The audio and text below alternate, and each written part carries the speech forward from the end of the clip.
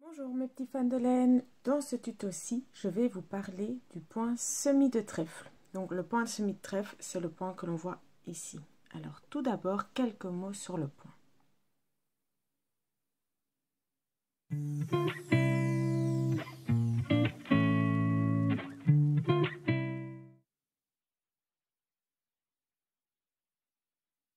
Alors le point semis de trèfle, c'est un point ajouré. Donc idéalement, pour pouvoir le tricoter, il faut utiliser des aiguilles un petit peu plus petites que celles préconisées sur votre pelote. Donc si on vous conseille des aiguilles 2,5, 3, préférez du coup des aiguilles 2 à maximum 2,5 pour éviter que votre point ne soit trop lâche et que ce ne soit du coup pas joli. Les points ajourés généralement se tricotent avec des aiguilles plus petites que la laine, exprès justement pour éviter qu'ils ne se détendent de trop.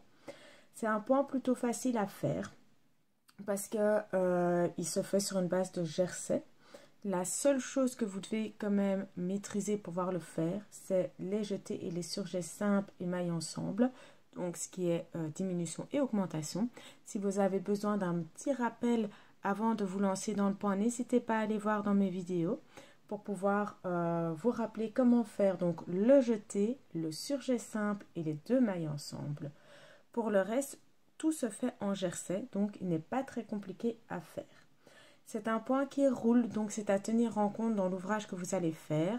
Si vous faites par exemple une couverture, vous devrez faire une bordure sur les côtés, sinon vous aurez ce que moi j'ai ici. Bon, c'est une manche, donc c'est pas grave, mais ça roulotte sur le côté.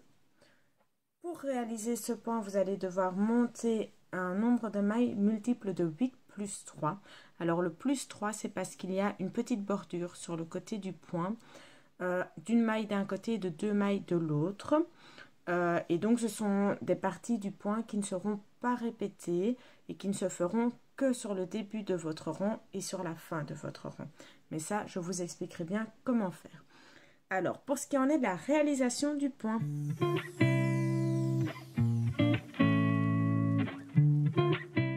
Donc, vous allez monter vos mailles multiples de 8 plus 3. Et puis, vous allez tricoter 4 rangs en jersey. Moi, je les ai déjà fait, donc en jersey endroit. Je les ai déjà fait parce qu'il n'est pas nécessaire de vous montrer comment faire. Normalement, ça vous devriez savoir le gérer quand même. Et puis, vous allez faire la première maille, c'est la maille de bordure. Donc, la première maille se tricote à l'endroit. Moi, je la glisse de mon aiguille simplement parce que je fais toujours une petite bordure ici sur le côté pour que ce soit plus joli. Donc, je ne tricote pas ma première maille.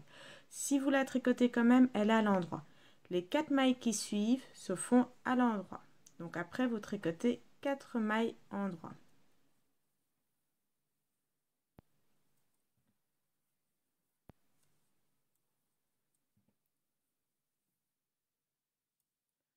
Donc 4 mailles endroit. Et puis vous allez faire un jeté et un surjet simple.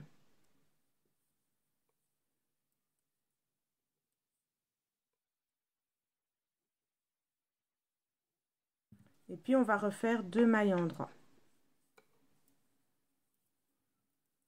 Alors ici, comme je fais le point 2 fois, je ne vais pas directement faire la bordure. Je vais vous refaire le point une fois avec vous.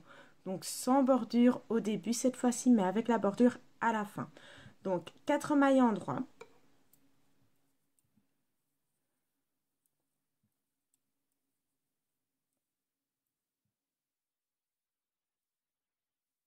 Un jeté. Un surjet simple.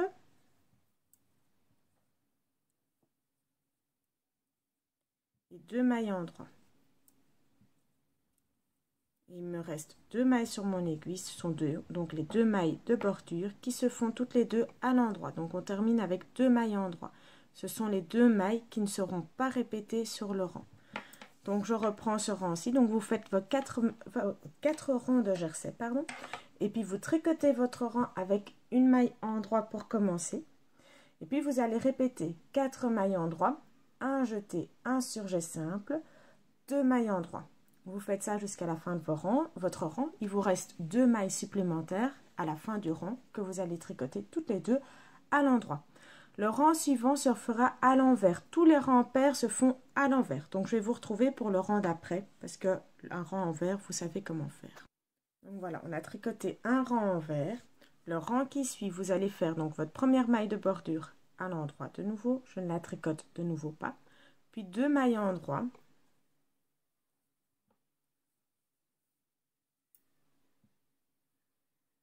Deux mailles ensemble.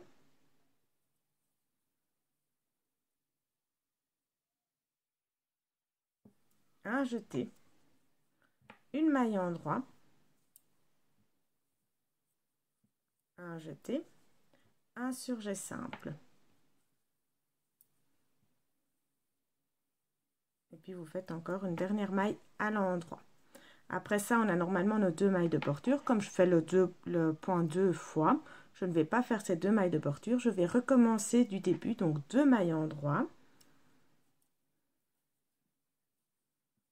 2 mailles ensemble. Un jeté. Une maille en endroit. Un jeté.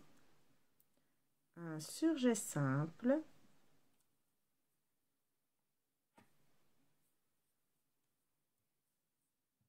Et une maille en endroit. Il me reste donc 2 mailles, mes 2 mailles de bordure sur le côté. Je les tricote toutes les deux à l'endroit.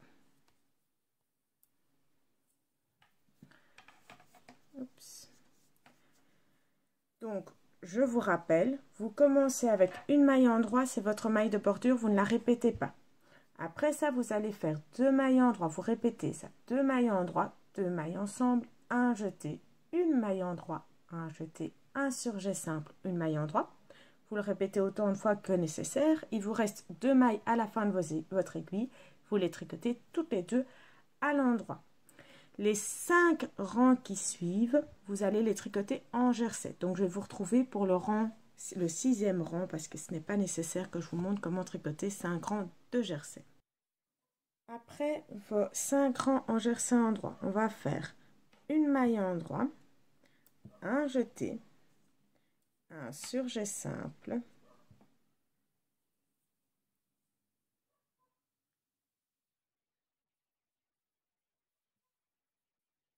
six mailles en endroit.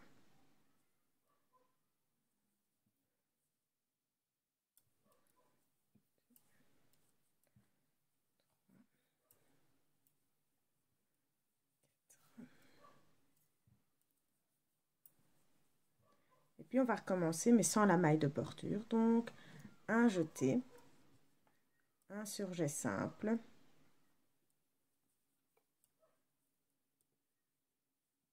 et 6 mailles en endroit.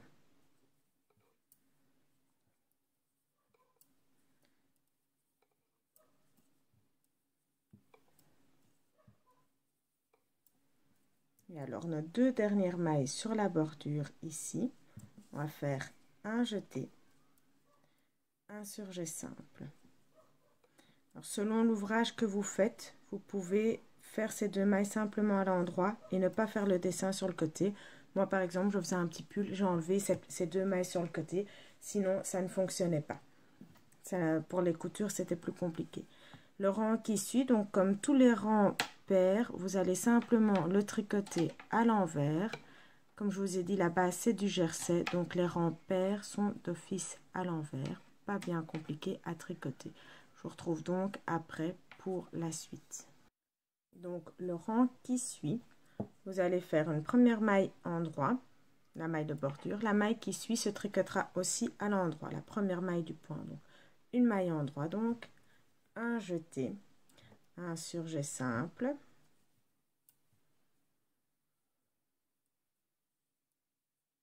trois mailles en endroit,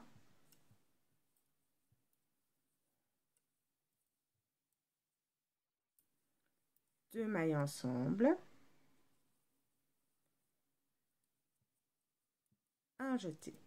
Et puis on va recommencer, donc une maille en endroit, un jeté, un surjet simple, trois mailles en endroit,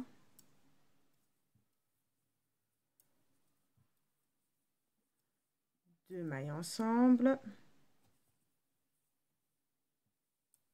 un jeté, et les 2 dernières mailles on les tricote à l'endroit, donc les 2 mailles de bordure à l'endroit.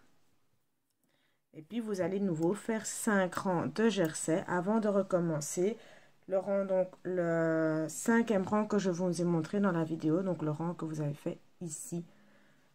Et vous répéterez ceci ainsi de suite jusqu'à ce que vous ayez fait suffisamment de rangs. Alors il y a des petits trucs pour pouvoir vous retrouver dans votre point. Le premier petit truc, c'est que cette maille ici et cette maille ici, vous allez d'office la tricoter à l'endroit.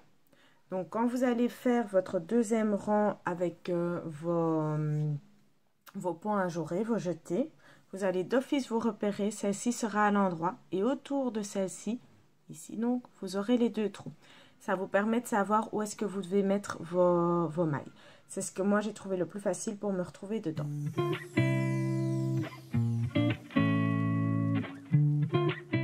Pour ce qui est des ouvrages que vous pouvez réaliser avec ce point. Alors c'est un point qui roule, donc si vous faites un plaid ou une couverture, vous allez devoir faire une bordure sur les côtés. De plus, vous allez devoir faire attention au fait que comme c'est un point ajouré, il est préférable de ne pas utiliser une laine trop épaisse parce que sinon ça ne rend pas bien. Donc les laines fines rendent mieux. Et du coup, pour un plaid, souvent on aime bien utiliser une bonne grosse laine et là ça ne fonctionnera pas du coup.